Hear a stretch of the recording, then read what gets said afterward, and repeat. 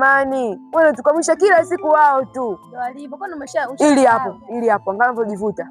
Nishashiba mayai tayari hapo. Tembea babu, unajitafuta nini? Mambo najua wewe. Bado mwingine sasa huyu. Anatufelisha sijui kwa sababu gani, lakini mbona tufanyia hivi? Nimekumbuka. Umekumbuka nini? Ule mwenzenu bwana sikujinengenesha. Kujinengenesha? Anajinengenesha na mtoto ana kilanga yule. Ana dii kubwa kama mkuu mjui. Wakuchorea hapa nani? Mmeiona hiyo? Dii kubwa kama mkuu mjui. Wewe, subiri kwanza. Unamaanisha ana mimba? Ana mimba jamani, kani amwelei dii kubwa.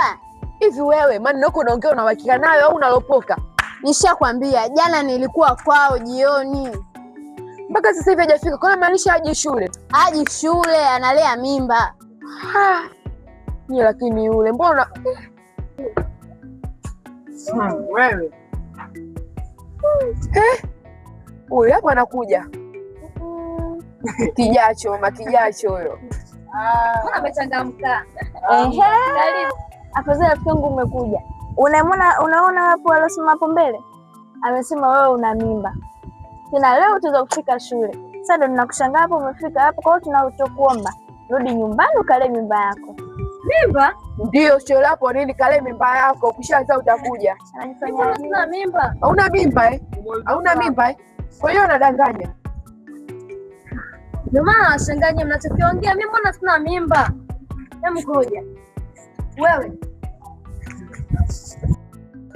Hivi wewe, nani alikupa mamlaka kunitangazia mambo haya ambayo sijawahi kuyafanya na hajawahi kutokea? Ngoja.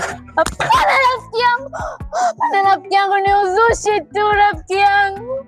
Hivi uzushi? Unajua umeniharibia CV yangu katika group. Nakumbuka hawa watu walikuwa hapa wana uwezo wa kutoka hapa na kwenda kuyasambaza maneno mitaani. Hivi unaniharibia CV yangu, unaniharibia sifa yangu katika mitaa na shuleni kwa ujumla.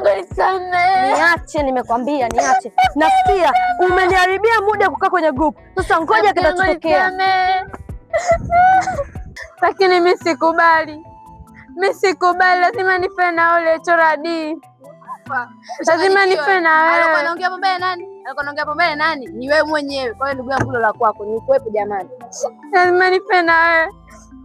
Kaka brother nao umeshiriki. Kaka umeshiriki. Lazima nife na wewe.